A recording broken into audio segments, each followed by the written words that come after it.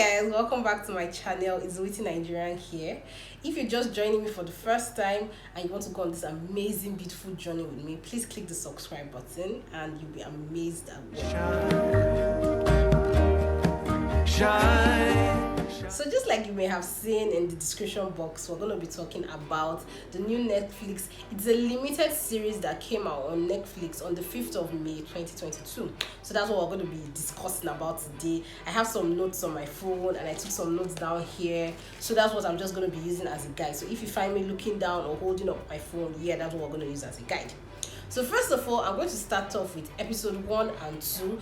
And if you think you'd want to see the follow-up of episode 3 and 4, just let me know in the comment section, because this season has just 4 episodes. It's a one series thing for now, and it has 4 episodes. If there's going to be a second season, probably no, but we'll get to that. So let me start giving you the gist from here, season 1. First thing first, I would say kudos to Yolanda Okereke. Or is it Okeke? I'm not quite sure. But man, their costumes were on point. There's nothing. I feel like I had seen styles. I'm like, okay, I'm going to give my tailor this style. The next wedding, I'm going to sew. Like their costumes, their outfits were so on point. Anyways, let's get down to it. So, the first scene opens with 2 people digging a shallow grave. These 2 people are Nancy Sime and Ini Idima Okoje. Ini Idima Okoje happens to be Sarah and Nancy Sime happens to be Kemi. They are best friends, they are close friends, so it all opens in that scene. So I'm not going to be giving you guys a whole scene by scene recap because man, I will stay here all day. So I'm just going to give you like a quick summary of everything that happened in episode 1 and episode 2 and just give you my takes and what I feel about some parts, what interested me, what intrigued me, and why you should watch it. So the next part that made me do was Gabriel Afolayan, who is Femi in the movie, and Maurice Agbo. I think his name is Maurice Agbo. He's Blade in the series. He's more or less like a hitman, a hired bodyguard, and all that. So Femi is waiting for him in this car in a marketplace or something like that. It's dark at night, and before you know, click, click, Femi's car opens. How did he open the car? Like, Blade has some sort of, will I call it a master car key or something that just opened his car. I'm like, where did you guys see this? Like, if this is how people go around opening everybody's car in Lagos, I don't think anybody's car will be safe when they parked it. But yeah, that was like, so this kind of thing exists. So he was trying to pay Blade some money to carry out a hit job. He wanted his younger brother dead. He's actually the first son. He wanted his younger brother dead, and he was supposed to carry out that whole killing thing during his brother's wedding. Now his brother is Deyemi. I can't pronounce his surname, so I will stop at Deyemi. And Deyemi is Kola in the series. So he wanted Deyemi dead or Kola dead for some reason. He wanted to become head of their pharmaceutical empire, which unfortunately was not given to him to handle as the first son. It was given to Deyemi to handle. So we're now open to another scene. Deyemi Kola is having a meeting with some investors that want to partner with the pharmaceutical company, and it was so surprising. Like, okay, I don't care who you are or how much you are bringing into my company, but I'm going to do what I'm doing while you are there. Because DME was actually painting or trying to like sketch out with pencil, trying to do a portrait with pencil when having a meeting with his investor. And I'm like, okay, this is not professional. I know you feel you are the alpha and the omega of maybe the pharmaceutical world, but man, bro, it wasn't necessary in my opinion. Like, have your meeting. Kudos to the hotel. I think the name of the hotel is the Yellow Tulip or something. The Yellow something. I can't remember. But man, that hotel's view is amazing. Now the thing with the hotel is from the outside. When you look at it from the outside, when they showed us like the external part of the hotel, it doesn't look all that But when they show you the interior part, you're like, yes, probably this is where I will have my wedding, or this is where, you know. So anyway, the 2 best friends, Sarah and Kemi. Kemi gives Sarah a neck pendant or a chain or a bracelet or something, and it was amazing seeing the 2 girls born as friends and everything. Femi and his wife.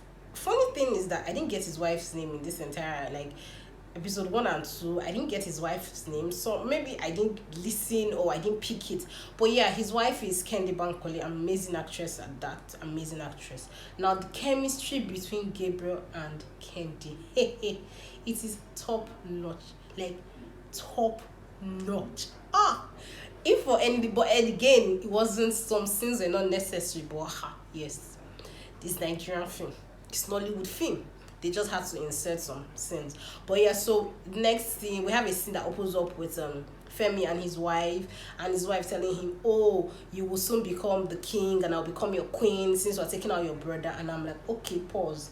So the mastermind of this whole plan of killing brother, taking over the company, is not even Femi's choice. It is his wife. Like, I feel like, yes, Femi would want to be in charge of the company and all, seeing that he's the first child, but it is more of his wife's intention and her ambition, not his. Because I think like she pushes him to like carry out all sorts of things. I'll explain that to you as I go on. You would understand better. So yeah, then we now have Sarah's parents. Sarah's parents happen to be none other than Uche Jumbo and Kepiekpe Young Basi. Amazing combo. And I feel like this is the second movie I am watching Uche Jumbo and Kepiekpe Young like act together. I can't remember what movie I watched that they had similar roles, and as usual, they both killed it. Uche Jumbo happens to be her Igbo mother. You know the way Igbo mothers are always excited. They are always there. So yeah, Uche Jumbo killed that role. But now the funniest thing in this series is that I think let me just do a backstory of what I assumed should have been the backstory. So apparently Uche Jumbo or rather Sarah's parents are of maybe a middle class background or something. Her father had issues with his business and Kola's family stepped in. Kola's family being Kola stepped in to help them, so they feel grateful. They feel like, okay, this man has helped us, he has done so much, our daughter actually needs to marry him and all that. So they feel that, or they feel obliged to always support Kola whenever he's doing anything and not support their daughter. Then we have Kate Henshaw. Kate Henshaw is the matriarch of the family. Kate Henshaw gives me this, I don't want to say Lady Dunbury in Bridgerton's vibe, but she gives me this eloquent vibe, this I don't have time for peasants vibe. Like, she's all there with her ice cream face, strong nose, strong eye, everything. And when she sits, I can say that she didn't move from that her seat. Like, when she's sitting there, even if she's giving you eye movement, other parts of her body don't move. If she's giving you maybe a wink, it's just her eye that moved. If she's using her hands, it's just her hand. Like, every other is just there in one corner. So it was really amazing to watch her in that role. Her outfit was amazing. She killed it. For the first 2 episodes, she was more or less like that mother that did not care about her other children. Her shining star son was Kola, who was getting married. Her other son, he was nothing to her. Her daughter was a drug addict coming from rehab. That one was useless. Like, you just imagine your mother holding your hand. You think she wants to tell you something pleasant. The next thing you hear is, you are useless. And you've always been useless from the day you were born. And I'm like, auntie. Even the devil will not do that. So yeah, she was that kind of mom. Kola was the only one who mattered to her. So moving on, I'm trying to look at my notes. So moving on, Kenny happens to be Ibrahim Suleiman. Ibrahim Suleiman is Sarah's ex, who for some reason they were in love and he's still in love with her, and I feel she's still in love with him, but for some reason they broke up, maybe because he's not as wealthy as Kola or something happened. But now she's getting married to Kola, and you know the way old romances are. He came into the building, Sarah, I need to talk to you, I still love you, don't marry him. Yeah, that kind of thing. And they took him out, and we have Uncle B. Uncle B is Ramsey Noah that did not utter more than 5 words in the entire 4 episodes. In the entire 1 and 2, he didn't as much as say okay. He was just doomed throughout. So Uncle B beat him up and he landed in the hospital on the wedding day. So yeah, we moved on from that. We move. Hitman now checks into the hotel. Hitman say he's checking into the hotel as Okafor. Are you here for the wedding? He says no. Now the hitman checks in wearing a yellow shirt, a blazer jacket, kind of winter jacket, and a pair of trousers, and just checks in and all that. He, you know the way they do it in both film. Arranges his gun, cocks his gun, does everything, arranges it on the bed. I'm like, okay, you're giving us American standard, American vibe, no problem. Now, back to the couple, Kola and Sarah. Sarah wears an outfit and Kola complains about the outfit and he's like, no, this outfit is not what they agreed on, she shouldn't wear it. And she being her, she went to change it. And her friend is like, don't tell me he made you change it. So they kind of like just talked about that a bit and moved on from there. Now, after pushing out Kenny from the wedding, Kola calls his fiancé. I'm like, has he been in contact with you? Has he been calling you? Have you guys been talking? And she was like, oh, she hasn't spoken to him, but he has been calling her before we know. Like, it came like a shock in my eye. I just, what happened? What happened? He landed her a blow on her stomach. He gave her boss on her stomach. I'm like, wow, no. You're as violent as they come. Like, why are you beating? So, one thing I want to say about Bloood, aka Hitman, aka I am a killer. How can you be going to kill somebody and the only thing see in this life, strong face and muzzle, it don't matter. It doesn't matter in any way. How can you be carrying strong face up and down, saying you have muscle, you are Bloood, you are Hitman?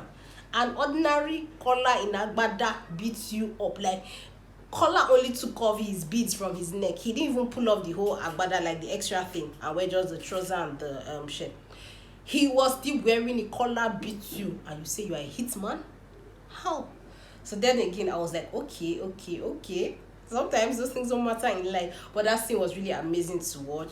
Anyways, somehow, I don't really want to like give you guys the whole episode. Probably you watch it and know for yourself, but this is like a real bill spoiler. Like, I'm just giving you spoilers everywhere. So anyway, Sarah says she's not getting married again. She tells Kola tries to kill her, tries to strangle her. Her friend walks in, Kemi hits him on the head with something wooden. He falls off and he's like, you two girls, I'm gonna kill you people, I'm going to kill both of you. He goes back, he wants to keep on strangling Sarah. And the gun he had collected from Bloood, that's the Hitman, was still with him. So somehow Kemi found it in the room and boom, she shot him. Boom, he was dead. Boom, wedding has to go on. What did they do? In this series, I feel like Kemi has killed somebody before. Maybe in her previous life or something, like, or she watches a lot of criminal movies. Because for her to be so, man, auntie was so quick, chick. So they wrapped him up inside a rug for the hotel room, wrapped him up. Sarah went down for her wedding, did all the dance, carried wine to go and look for her husband, knowing that she had already killed her husband. Her husband wasn't there. The wedding had to be called off.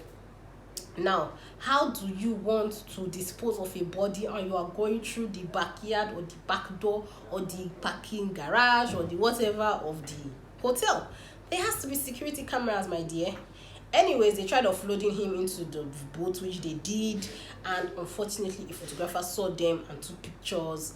They didn't know, they took him to bury him in a shallow grave, dug up, buried him, boom. And that was the end of episode 1.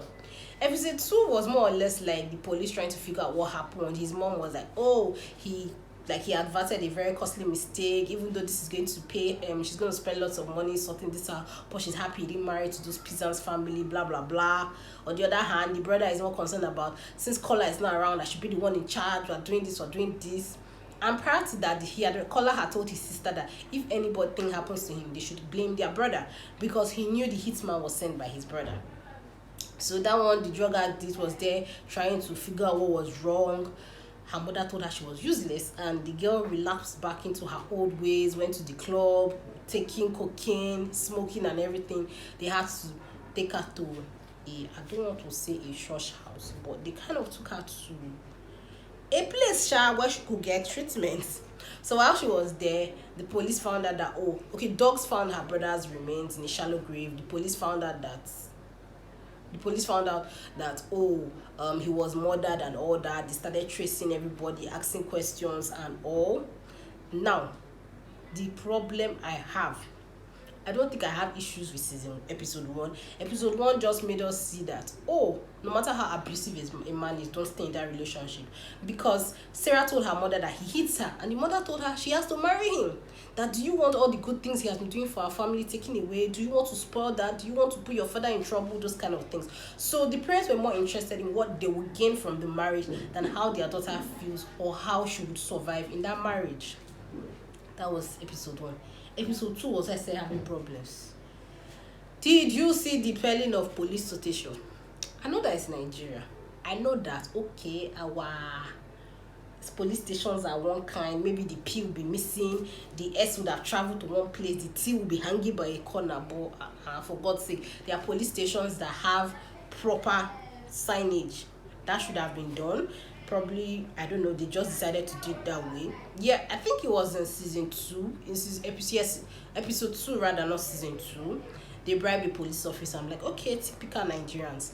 Now in episode 2, the photographer that saw them was trying to blackmail them. They paid him the first time. He wanted more again. Sarah, that was as timid as anything, ran him over with the car. And I'm like, wow, 2 deaths.